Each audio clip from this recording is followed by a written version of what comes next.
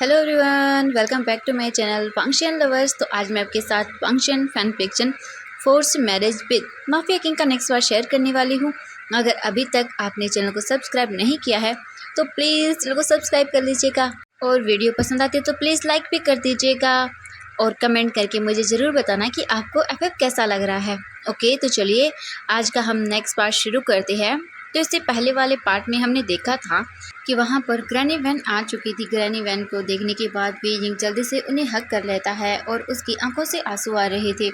Granny when we जिंग को काफ़ी comfortable feel करवाती हैं और उसे फिर वहाँ बेड पर सुला देती है, क्योंकि वी जिंग पर मेडिसिन का असर हो रहा था जो वैन किंग ने उसे दी थी। वी जिंग आराम से वांग जी के रूम के अंदर अच्छे से सो जाता है। उसके बाद ग्रैनी वैन सभी लोग रूम से बाहर आते हैं। वांग जी ग्रैनी वैन के पास जाता है और बोलता है, मुझे बताइए वी जिंग आखिरकार कौन है और वो उस दिन जियांग याली की जगह वहाँ पर कैसे आ गया, प्लीज़ मुझे सब बताइए। ग्रैनी वैन वांग जी की ओर देखती हैं और बोलती हैं, ठीक है, मैं आप सबको सब बताती हूँ। वी जिंग जियांग फेंग म्यान और कैंग से सेरन का बेटा है। ये सुनकर वांग जी थोड़ा सा शौक होता है, क्योंकि किसी को भी नहीं पता कि जियांग फेंग म्यान का एक और बेटा है। सभी को सिर्फ जियांग फेंग म्यान के 2 ही बच्चों के बारे में पता है, जियांग चेंग और जियांग यानली। ग्रैनी वैन फिर वांग जी की ओर देखती है और बोलती है, हाँ, वी जिंग भी उन्हीं का बेटा है। लेकिन जियांग फेंग म्यान ना ही तो विंग से प्यार करते हैं और ना ही उसे पसंद करते हैं, क्योंकि उनकी शादी विंग की मॉम से ज़बरदस्ती कराई गई थी। ये आज से कुछ साल पहले की बात है। जियांग फेंग म्यान यूएस में रहते थे, क्योंकि उन्हें अपने बिजनेस की वजह से ज़्यादातर वहीं पर रहना पड़ता था। लेकिन जियांग फेंग म्यान के डैड वो यहीं पर रहते थे। मिस्टर जियांग के यहाँ मैं काम करती थी। जियांग फेंग म्यान बहुत बार घर पर आते थे तो मैं उन्हें काफ़ी अच्छे से जानती थी। लेकिन फिर वो बाद में यूएस में ही सेटल हो गए अपने बिजनेस की वजह से। एक दिन जियांग फेंग म्यान के डैड ने उन्हें घर पर बुलाया और उनसे उनकी शादी के बारे में बात की, लेकिन जियांग फेंग म्यान ने बिल्कुल मना कर दिया कि वो शादी नहीं कर सकता है, क्योंकि उसे अपने बिजनेस को आगे बढ़ाना है। लेकिन जियांग फेंग म्यान के डैड ने कहा कि कैंग से सेरन बहुत अच्छी हैं, उसके डैड का बहुत बड़ा बिजनेस है, अगर उन्होंने ये शादी की तो फिर उनके बिजनेस में बहुत ज़्यादा हेल्प मिलेगी उन्हें। जियांग फेंग म्यान ने उन्हें फिर भी मना कर दिया, क्योंकि वो शादी नहीं करना चाहते थे। लेकिन मिस्टर जियांग ने जियांग फेंग म्यान को बहुत ही ज़्यादा फोर्स किया और उन्हें शादी करने के लिए राज़ी कर ही लिया। लेकिन जियांग फेंग म्यान दिल से बिल्कुल भी इस शादी के लिए राज़ी नहीं थे, लेकिन फिर भी उन्हें मानना पड़ा। इसी तरह से उनकी शादी को फिक्स कर दिया गया और 1 महीने बाद जियांग फेंग म्यान की शादी कैंग से सेरन से करवा दी गई। कैंग से सेरन बहुत खुश थी, क्योंकि उसने फेंग म्यान की फ़ोटो देखी थी और उन्हें वो बहुत पसंद आए थे, इसीलिए कैंग से सेरन बहुत खुश थी। उनकी शादी कंप्लीट होने के बाद वो सभी लोग वापस अपने घर आ गए। कैंग से सेरन अपने रूम के अंदर थी और जियांग फेंग म्यान अपने फादर के साथ बैठा हुआ था। उसके फादर उसकी ओर देखते हैं और बोलते हैं, फेंग म्यान, मैं बहुत खुश हूँ कि तुम्हारी शादी एक बहुत अच्छी गर्ल से हुई है। सच में मैंने उसे देखा है, वो बहुत अच्छी वुमेन है, तुम बहुत खुश रहोगे। जियांग फेंग म्यान ने अभी तक कैंग से सेरन का फेस नहीं देखा था, क्योंकि उनकी शादी बिल्कुल चाइनीज़ अटायर में हुई थी, इसलिए उसने अभी भी कैंग से सेरन को नहीं देखा था। इसके बाद जियांग फेंग म्यान के डैड बोलते हैं, ठीक है बेटा, अब तुम अपने रूम में जाओ, मुझे कुछ काम है। ये बोलकर वो वहाँ से चले जाते हैं। जियांग फेंग म्यान का बिल्कुल भी मन नहीं था रूम में जाने का, लेकिन फिर भी वो चला ही जाता है। जब वो रूम के अंदर गया तब उसने रूम की ओर देखा, जो कि बहुत ब्यूटीफुल डेकोरेट किया गया था। फिर उसने वहाँ बेड पर बैठी हुई एक गर्ल को देखा। फिर वो उनके पास चले गए। उस गर्ल के फेस पर वेल लगा हुआ था। उन्होंने एक झटके में ही वो वेल को नीचे हटा दिया। जैसे ही जियांग फेंग म्यान की नज़रें उस लड़की पर गई जो वहाँ बेड पर बैठी हुई थी, वो देखते ही रह गई। वी जिंग की मॉम बहुत खूबसूरत थी और वो अपने आप को बिल्कुल भी कंट्रोल नहीं कर पाई और उन्होंने उनके साथ अपनी वेडिंग नाइट को स्पेंड किया। अगली मॉर्निंग को वो उठे तब उन्होंने अपने पास में उस लड़की को सोए हुए देखा। फिर उन्होंने कुछ नहीं कहा। इसी तरह से वो 1 महीना विंग की मॉम के साथ रहे, अपने टाइम को अच्छे से स्पेंड किया उनके साथ। मैं उन दोनों को देखकर बहुत खुश होती थी कि वो दोनों कितने खुश हैं एक साथ। लेकिन 1 महीने बाद उनको एक कॉल आया।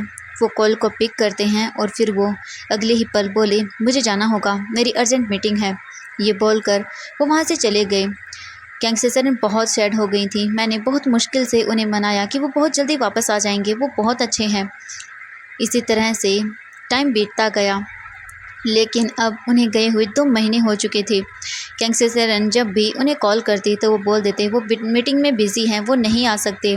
इसी तरह से करते उन्हें 3 महीने हो जाते हैं और उन्होंने अब तो बिल्कुल भी उनके कॉल को पिक करना बंद कर दिया था। वो बिल्कुल भी उनके फ़ोन को नहीं पिक करते थे। एक दिन कैंग सेरन मेरे पास आई और बोली वो प्रेग्नेंट है। हम दोनों बहुत खुश हुए कि वो माँ बनने वाली है। उन्होंने कैंग सेरन ने जैंग फेंगमैन को कॉल किया, लेकिन उन्होंने बिल्कुल भी उसके कॉल को पिक नहीं किया। वो बहुत घबरा जाते हैं, लेकिन मैंने उन्हें संभाला और कहा कि वो बहुत जल्द वापस आ जाएंगे, उन्हें चिंता नहीं करनी चाहिए।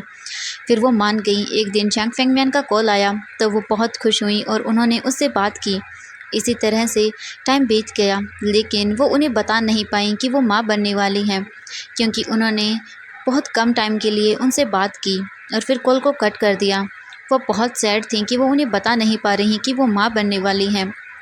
इसी तरह से टाइम बीतता गया और जैंग फेंगमैन की डेथ हो गई, जिस वजह से वो पूरी तरह से टूट गई थी। अब उनकी प्रेगनेंसी को 9 महीने पूरे हो चुके थे और वो किसी भी वक्त अपने बेबी को जन्म देने वाली थी। उन्होंने जैंग फेंगमैन को कॉल भी किया, लेकिन उनका कॉल बिल्कुल भी नहीं लग रहा था। जब भी वो उन्हें कॉल करती तो उनका फ़ोन बंद आता। कैंग सेरन इस वजह से बहुत ज़्यादा परेशान हो चुकी थी।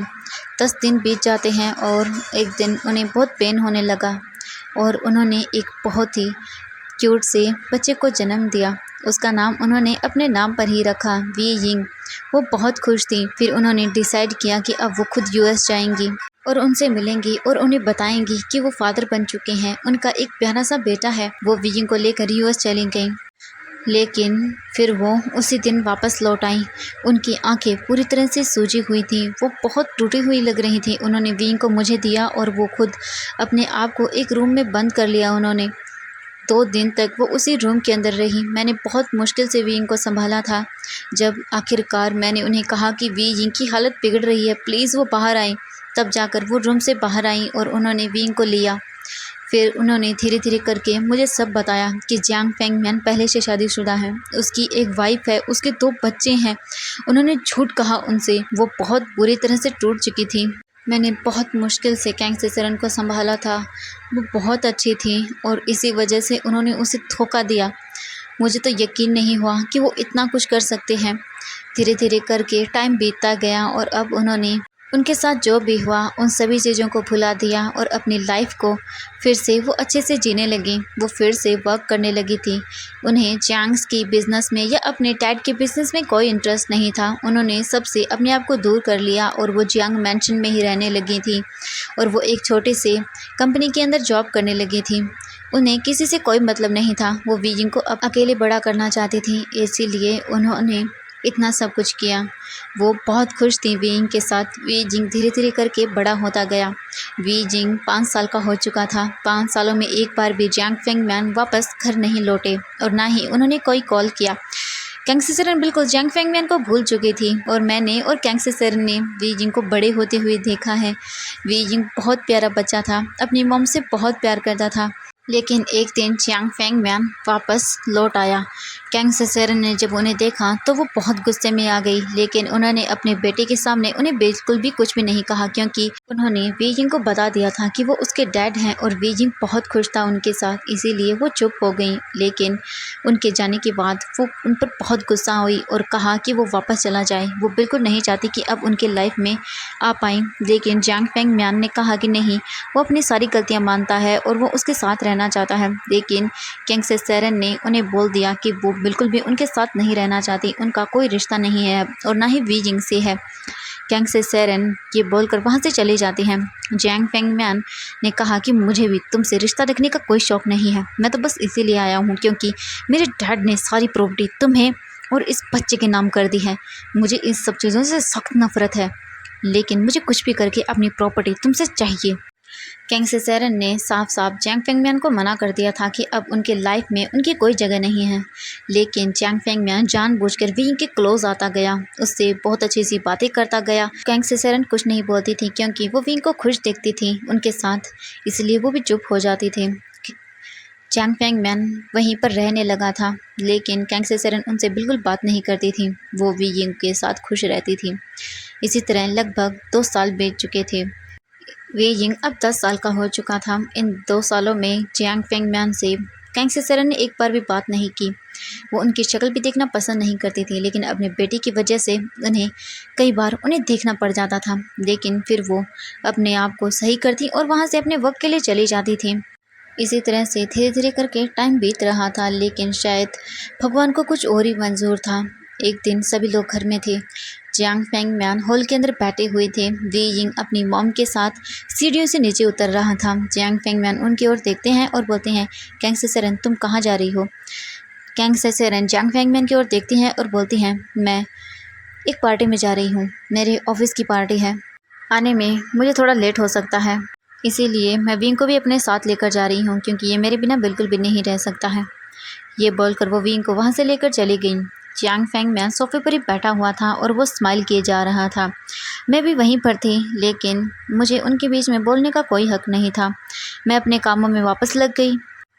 इसी तरह से मैंने उस दिन घर का पूरा काम कर लिया। टाइम को देखा तो घड़ी में 10 बज चुके थे। मैं सोने के लिए अपने कमरे की ओर ही जा रही थी, तभी अचानक से फ़ोन बजने लगा।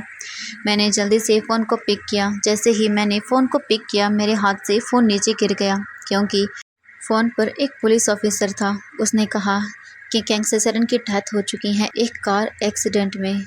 ये सुनने के बाद मैं पूरी तरह से टूट चुकी थी, लेकिन फिर मुझे वी यिंग का ख्याल आया और मैंने उनसे वी यिंग के बारे में पूछा तो उन्होंने कहा कि नहीं, उनके साथ कोई बच्चा नहीं था। वो कार में अकेली थी और उनके साथ एक ड्राइवर था। ड्राइवर की भी डेथ हो चुकी है और उनके पास कोई भी नहीं मिला। ये सुनने के बाद मैं पूरी तरह से घबरा गई। मैंने जल्दी से जियांग फेंगम्यान को भी कहा, वो भी मेरे साथ वहाँ से चले गए। जब हम वहाँ पर पहुँचे तो हमें बताया गया कि उनकी डेड बॉडी को हॉस्पिटल पहुँचा दिया गया है, लेकिन उन्हें कोई बच्चा यहाँ पर नहीं मिला। मैंने बहुत बुरी तरह से वहाँ पर वी यिंग को ढूंढा। वी यिंग मुझे एक पत्थर के पास पड़ा हुआ मिला, नीचे खाई के अंदर। वी यिंग के सर पर, पैर पर बहुत ज़्यादा चोटें लगी हुई थी। उसे देखकर मैं डर गई। जब मैं उसे लेकर वहाँ वापस आई तो मुझे वहाँ पर कोई नहीं मिला। मैं वी यिंग को बहुत मुश्किल से वापस घर पर लेकर आई। जब मैं वी यिंग को घर पर लेकर आई तो जियांग फेंगम्यान बहुत ज़्यादा गुस्सा हो गए थे कि उन्होंने ये सब क्या किया, वो इसे यहाँ क्यों लेकर आई, ये मर गया होगा। मैंने कहा नहीं, ये ज़िंदा है।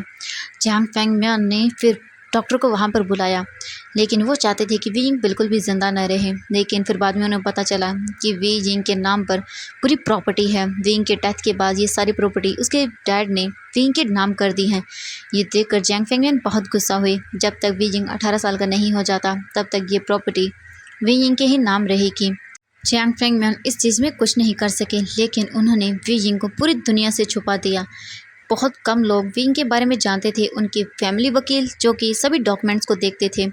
इसी तरह करके धीरे धीरे टाइम बीत गया। वी यिंग अपनी मॉम की डेथ की वजह से बहुत ज़्यादा सदमे में चला गया था। जियांग फेंगम्यान ने उसे संभालने का नाटक किया और 10 दिन के बाद ही वो वहाँ से एक दिन चले गए और बोला कि उन्हें काम है। वी यिंग उनके जाने के बाद बहुत ज़्यादा बुरी तरह से टूट गया था। मैंने बहुत बुरी तरह से वी यिंग को संभाला था। वी यिंग बहुत छोटा था, वो 10 साल का था उस वक्त। 2 दिन बाद जियांग फेंगम्यान वापस लौटे। वी यिंग जियांग फेंगम्यान को देखकर बहुत खुश हुआ। वो भागते हुए उनके पास गया। तब उन्होंने वहाँ पर 3 और लोगों को देखा। वी यिंग ने फिर उन्हें इग्नोर किया। वो जल्दी से जियांग फेंगम्यान के पास गया और उन्हें वो गले ही लगाने वाला था लेकिन तभी अचानक से जियांग फेंगम्यान ने वी यिंग को एक जोर का स्लैप लगाया और कहा, दूर रहो उससे। वी यिंग पूरी तरह से हैरान रह गया अपने डैड के इस रिएक्शन को देखकर। मैं वहीं पर थी। मैंने जल्दी से वी यिंग को हग किया और कहा, ये आप क्या कर रहे हैं? लेकिन उन्होंने कहा कि आज से ये उनके सामने नहीं आना चाहिए। ये बोलकर वो वहाँ से चले गए। धीरे धीरे करके मुझे पता चला कि वो अपने बीवी और बच्चों के साथ यहाँ आए हैं। टाइम के साथ उनका रवैया वी यिंग के साथ बहुत बुरा होता गया। अब तो सिर्फ जियांग फेंगम्यान ही नहीं, उनकी नई वाइफ यानी कि उनकी पहली बीवी मैडम यू, वो भी वी यिंग के साथ बहुत बुरी तरह से व्यवहार करने लगी, उसे मारती। मैं बहुत मुश्किल से वी यिंग को बचा पाती थी, क्योंकि हर वक्त मैं वी यिंग के साथ नहीं रह सकती थी। उन्होंने धीरे धीरे करके वी यिंग की स्टडी, वी यिंग की हर एक चीज़ उससे छीन ली। पूरी तरह से वी यिंग को एक सर्वेंट बना दिया उन्होंने। वी यिंग को मारना, उसकी मॉम को लेकर बुरी बातें कहना, ये सब चीज़ें शुरू हो गया। वी यिंग इसी तरह से बड़ा होता गया। बहुत बार मैडम यू ने, जियांग फेंगम्यान ने और उनके दोनों बच्चों ने भी वी यिंग को बहुत बार मारा है। वो वी यिंग की ना तो रिस्पेक्ट करते हैं, ना उससे प्यार करते हैं। धीरे धीरे करके बीजिंग पूरी तरह से सब लोगों से डरने लगा है। वो ज़्यादा लोगों से बात नहीं कर पाता, वो डरता है। बीजिंग की मेंटल स्टेट बहुत बुरी है। वो भले ही अच्छा दिखता है लेकिन वो अंदर से बिल्कुल टूटा हुआ है। वो बहुत भावुक है, अंदर से बहुत मासूम है। जब सब लोगों ने ये सब सुना तो सबकी आंखों में आंसू आ रहे थे। पांग जी जो ये सब सुन रहा था उसे बहुत गिल्टी फील हो रहा था कि उसने कितना गलत किया है, उसने कितना हर्ट किया है वीजिंग को। वांग जी को अब बहुत बुरा फील होने लगता है। वीजिंग ने पहले से ही इतनी सब चीज़ें झेली हैं और अब वांग जी ने उसके साथ वो सब किया। वांग जी सच में बहुत ही ज़्यादा खुद पर शर्मिंदगी महसूस कर पा रहा था। उसकी आंखों से भी आंसू आने ही वाले थे लेकिन वो अपने आप को कंट्रोल करता है। तभी ग्रैनी वैन फिर वांग जी की ओर देखती है और बोलती हैं, और रही तुमसे वीजिंग की शादी की बात, तो ये भी मैडम यू ने ही किया है। जिस दिन आप घर पर आए थे और आपने कहा था कि आप चांग यानली से शादी करना चाहते हैं, उस दिन मैं घर पर नहीं थी। मुझे किसी काम की वजह से बाहर जाना पड़ा। लेकिन उसी रात को जब मैं वापस घर लौटी तब मुझे घर के सर्वेंट ने बताया कि यहाँ पर क्या हुआ है। फिर मैं वी यिंग के पास उसके रूम के अंदर गई। तब मैंने देखा वी यिंग बहुत बुरी तरह से रो रहा है नीचे फ्लोर पर बैठकर। जब मैं उसके पास गई तब मैंने वी यिंग की बॉडी पर बहुत बुरी तरह से चोटों के निशान को देखा। मैं ये देखकर बहुत ज़्यादा डर गई थी। लेकिन वी यिंग ने बाद में मुझे बताया, मैडम यू ने उससे कहा है कि उसे शादी करनी होगी। वी यिंग ने मना कर दिया कि वो शादी नहीं करेगा। तब उसे मैडम यू ने बहुत बुरी तरह से मारा। ये सब सुनने के बाद मुझे भी बहुत ज़्यादा गुस्सा आया मैडम यू पर। मैं उनसे बात करने के लिए उनके रूम के अंदर गई। जब मैं उनके रूम के अंदर गई तब उन्होंने कहा कि वो वी यिंग की शादी करवा के रहेंगी। लेकिन मैंने कहा कि वो मेरे होते हुए बिल्कुल भी वी यिंग की शादी नहीं करवा सकती हैं। लेकिन मैडम यू ने मुझे कमरे के अंदर बंद कर दिया। मैं बार बार दरवाजे को नॉक करती रही लेकिन किसी ने भी डोर को ओपन नहीं किया। जब किसी ने डोर ओपन किया तब मुझे पता चला कि वी यिंग की शादी मिस्टर लैन से हो चुकी है। उसी दिन मैंने वी मैंशन को छोड़ दिया और मैं वी यिंग को ढूंढने लगी। जब मुझे वी यिंग नहीं मिला तब मैं वापस अपने घर लौट गई। मैंने वैन किंग को कहा कि वो वी यिंग को ढूंढे और आज उसने मुझे कॉल करके कहा कि उसने वी यिंग को ढूंढ लिया है। लैन किरण ये सब सुन रहे थे। उनकी पूरी तरह से आंसुओं से भर चुके थे और वो बहुत मुश्किल से अपने आप को संभाल पा रहे थे। कितना कुछ झेला है इस छोटे से बच्चे ने। लैन किरण अपने आप को संभालने की कोशिश कर रहे थे। तभी ग्रैनी वैन वांग जी की ओर देखती हैं और बोलती है, बेटा मैं तुमसे एक बात बोलना चाहती हूँ। वी यिंग की शादी तुमसे हो गई है, मैं मानती हूँ। वी यिंग तुम्हारा ओमेगा है, तुम्हारा पूरा हक बनता है उस पर। लेकिन मैं ये भी जानती हूँ कि तुम्हारी शादी उससे धोखे से हुई है। लेकिन इसमें वी यिंग की कोई गलती नहीं है। सब चीज़ें मैडम यू ने की हैं। प्लीज़ आप अगर वी यिंग को अपने साथ नहीं रखना चाहते हैं तो आप मुझे बोल दीजिए। मैं वी यिंग को यहाँ से लेकर चली जाऊँगी और उसे एक बेहतर लाइफ दूँगी। लेकिन प्लीज़ आप उसे हर्ट मत करिएगा। उसे हर्ट करने से अच्छा है आप मुझे बोल दीजिए कि आप वी यिंग को अपने साथ नहीं रखना चाहते हैं। मैं उसे लेकर यहाँ से चली जाऊँगी। लेकिन मैं उसे वापस उस नरक में नहीं जाने दूंगी। मैं उसे मरते हुए नहीं देख सकती हूँ। मैं उसे लेकर यहाँ से बहुत दूर चले जाऊँगी और अपने पास रखूँगी। मैंने उसकी मॉम से वादा किया था कि मैं ज़िंदगी भर वी यिंग का ख्याल रखूँगी और मैं अभी तक अपने उस वादे को शायद पूरा नहीं कर पाई हूँ। लेकिन मैं अब करना चाहती हूँ। वी यिंग को मैं अपने साथ रखना चाहती हूँ। प्लीज़ आप एक बार बोल दीजिए कि आप वी यिंग को अपने साथ नहीं रखना चाहते हैं। वांग जी कुछ नहीं बोलता, बस वो उन सब बातों को सुनता रहता है जो भी ग्रैनी वैन उसे बोल रही थी। तभी लैन किरण जल्दी से आगे आता है और बोलता है, नहीं, वी यिंग आज से मेरा बेटा है। उसकी शादी वांग जी से हुई है तो इसका मतलब अब वो लैन है। कोई कुछ भी कहे लेकिन अब वो मेरा बेटा है। वो मेरे घर में ही रहेगा, हमारे साथ सबके साथ रहेगा। और वी यिंग को जो खुशियाँ नहीं मिली अब वो उसे सारी खुशियाँ मिलेगी। वी यिंग हमारे परिवार का हिस्सा है। मैं बहुत खुश हूँ कि वी यिंग वांग जी का ओमेगा है। ये चीज़ वांग जी को एक्सेप्ट करनी होगी। अगर वो न भी करता तो इस बात से कोई फ़र्क नहीं पड़ता है, लेकिन मैं उसे दिल से अपनाता हूँ। मैं बहुत खुश हूँ वी यिंग को लेकर। आप उसे यहाँ से लेकर नहीं जा सकती हैं। और रही बात मैडम यू और उसकी फैमिली की, तो अब से वी यिंग को उनमें से कोई हाथ भी नहीं लगा सकता। ये मेरा वादा है आपसे। ग्रैनी वैन ये सुनकर बहुत खुश हो जाती हैं। वांग जी इन सब चीज़ों में कुछ नहीं बोलता, वो चुपचाप फिर वहाँ से चला जाता है। लैन किरण भी वांग जी को कुछ नहीं बोलता। फिर वो ग्रैनी वैन के साथ वहाँ से नीचे आ जाते हैं और हॉल में बैठकर बातें करने लगते हैं। तभी वहाँ पर शो यांग आता है। शो यांग को देखने के बाद लैन किरण बोलता है क्या है शुयांग। शुयांग बोलता है नहीं वो सिचन। तभी उन्हें याद आता है।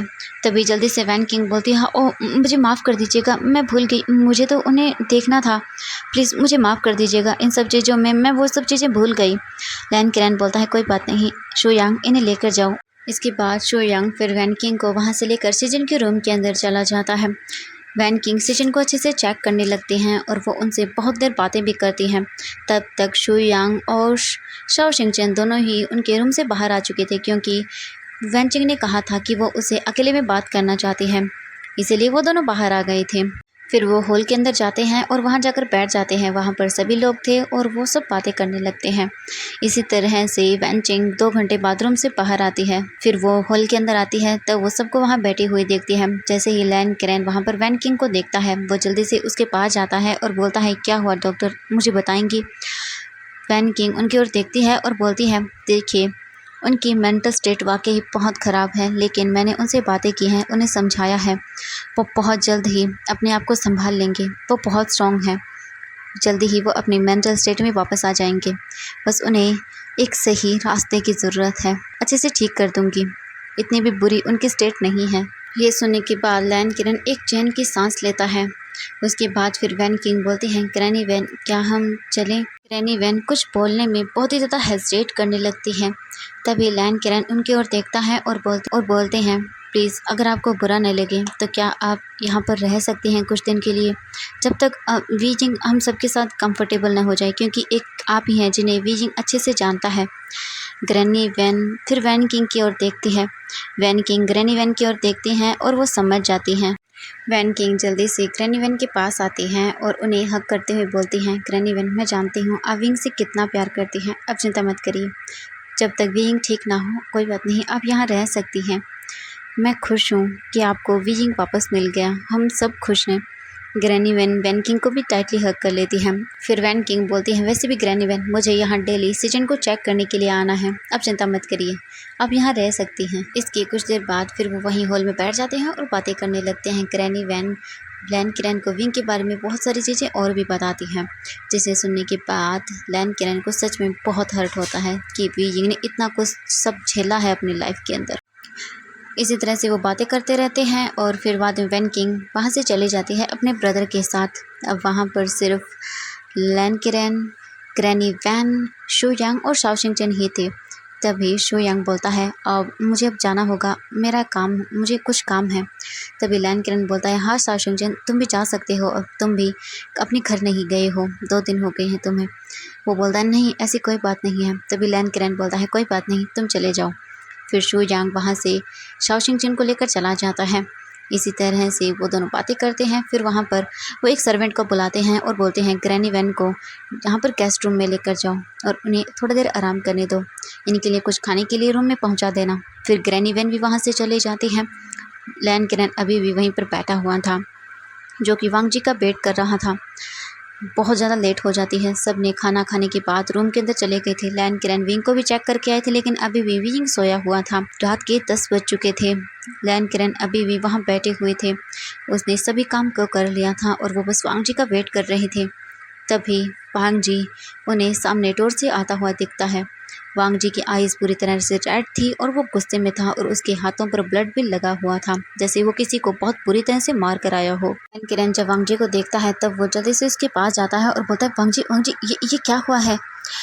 वांग जी बोलता है डैड कुछ नहीं, सब ठीक है, आप सो जाइए, मैं ठीक हूँ, मैं रूम में जा रहा हूँ। वांग जी बहुत ज़्यादा ड्रंक भी था, लेकिन लैन किरण कुछ नहीं बोलता। वो जाते हुए बोलता है वांग जी प्लीज़ वी जिंग को हट मत करना, लेकिन वांग जी कुछ नहीं बोलता। वो चुपचाप अपने रूम के अंदर आ जाता है। जैसे ही वो रूम के अंदर आता है, वी जिंग को बेड पर सोई हुई देखता है। वांग जी बहुत ही मुश्किल से डोर को बंद करता है और फिर वी जिंग की ओर चला जाता है। वांग जी बिल्कुल भी अपने आप को संभाल नहीं पा रहा था। वी जिंग अब जाग चुका था, लेकिन वो कुछ भी नहीं कर रहा था और ऐसे ही बेड पर सोया हुआ था। जब अचानक से उसने डोर ओपन होने की आवाज़ सुनी तो वो भी खड़ा हो जाता है और देखने लगता है। वांग जी उसके पास बेड के सामने खड़ा हुआ था। वांग जी को देखकर वी जिंग डर जाता है। वी जिंग वांग जी के फेस की ओर देखता है जो कि पूरी तरह से ड्रंक था। वी जिंग अपने आप को पूरी तरह से हाइड करने लगता है और अपने फेस को नीचे कर लेता है और उसकी आई से आंसू आने लगते हैं।